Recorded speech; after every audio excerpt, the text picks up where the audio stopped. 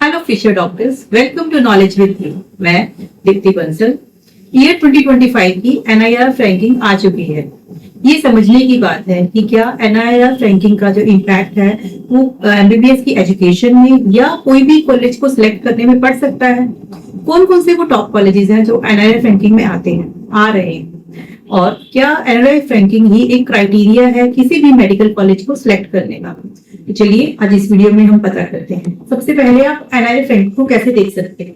आप गूगल पे NIRF ranking को सर्च करिए तो आपको एक एनआईआरएफ रैंकिंग की ऑफिशियल वेबसाइट ओपन होगी। उसमें हर इंस्टीट्यूट की जो है वो रैंकिंग दी रखी होगी 2025 की। हमें सबसे पहले हमें किसके ऊपर अपना ध्यान रखना है, हमें ध्यान रखना है मेडिकल के कोर्सेज के ऊपर। इसमें हमें सबसे पहले रैंकिंग पर जाना है, उसके बाद ईयर 2025 को सिलेक्ट करना है और उस नीचे आकर मेडिकल को सिलेक्ट करना है। उसके बाद एक हमारे पास एक मेडिकल की एनआईआरएफ रैंकिंग की एक पेज ओपन हो जाएगा। उसमें 50 एंट्रीज दी गई हैं, मतलब टॉप 50 इंस्टीट्यूट्स की लिस्ट दी गई है। 50th नंबर पर आप जब स्क्रॉल डाउन करके देखेंगे तो एमएस रमैया मेडिकल कॉलेज जो कर्नाटका में है वो 50th नंबर पे आ रखा है। एक और बात अगर हम बात करें कि इसमें इंस्टीट्यूट केवल एमबीबीएस नहीं पढ़ाते और भी मेडिकल के कोर्सेज पढ़ाए जाते हैं। इस लिस्ट में ऑल इंडिया के सभी मेडिकल कॉलेजेस आते हैं जो एनएमसी के द्वारा अप्रूव किए गए हैं। जैसे कि आप लिस्ट में देख सकते हैं, सबसे पहले नंबर पर एम्स दिल्ली है, उसके बाद पीजीआई चंडीगढ़ और सीएमसी वेल्लोर अब 3rd नंबर पर आ गया है। बीएचयू भी लिस्ट में है, उसके बाद केजीएम लखनऊ का भी आप इसमें देख सकते हैं, कस्तूरबा मणिपाल भी आ गया है, एसआरएम कलिंगा। ये सभी अच्छे अच्छे इंस्टीट्यूट्स हैं और ये सब भी अब इस बार लिस्ट में आ गए। इस रैंकिंग को देखकर मन में एक सवाल आता है कि क्या एनआईआरएफ रैंकिंग ही सब कुछ है। क्या एनआईआरएफ रैंकिंग को देखकर ही हम कोई भी कॉलेज सिलेक्ट कर ले, क्या ये सही है या नहीं। एक और बात, जब एनआईआरएफ रैंकिंग को देखा जाता है तो सबके मन में ये सवाल आता है कि इंडिया के ऑल एम्स तो सबसे बेहतर है, तो इस लिस्ट में सारे के सारे एम्स क्यों नहीं है। देखिए, जब भी एनआईआरएफ रैंकिंग के लिए सिलेक्शन की जाती है तो कुछ क्राइटेरियाज होते हैं जिसके बेस पर कॉलेजेस को सिलेक्ट किया जाता है। जैसे कि ये नहीं देखा जाता कि किसी कॉलेज की फीस कम है या ज्यादा है, इस बेस पर कभी भी रैंकिंग नहीं मिलती।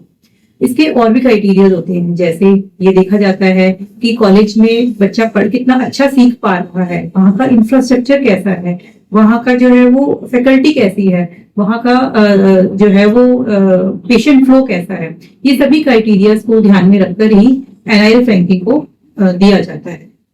लेकिन अगर कोई बच्चा या उसके पेरेंट्स से बोलते हैं कि हम अपने बच्चे की एडमिशन उन्हीं मेडिकल कॉलेजेस में करवाना चाहते हैं जो एनआईआरएफ रैंकिंग में आए हुए हैं, तो क्योंकि एनआईआरएफ रैंकिंग के जो पैरामीटर्स हैं वो बहुत अच्छे हैं, ठीक है, अच्छे हैं, लेकिन कुछ ऐसे कॉलेजेस भी हैं जो पैरामीटर के बेस पर कुछ ही पॉइंट से पीछे रह गए, लेकिन वो कॉलेजेस भी अच्छे हैं। से हम एग्जाम्पल से समझते हैं।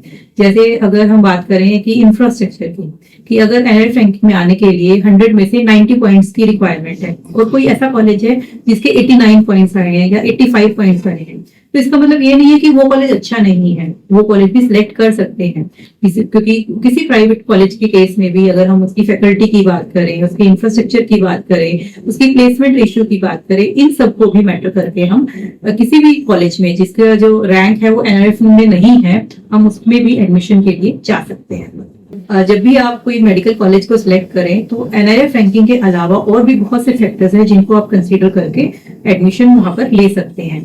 आई होप ये वीडियो आपके लिए यूजफुल रही होगी। अगर आपने हमारे चैनल को अभी तक सब्सक्राइब नहीं किया है तो सब्सक्राइब कर लीजिए, बेल आइकन को प्रेस कर दीजिए ताकि कोई भी नई वीडियो या अपडेट आपसे छूट ना जाए।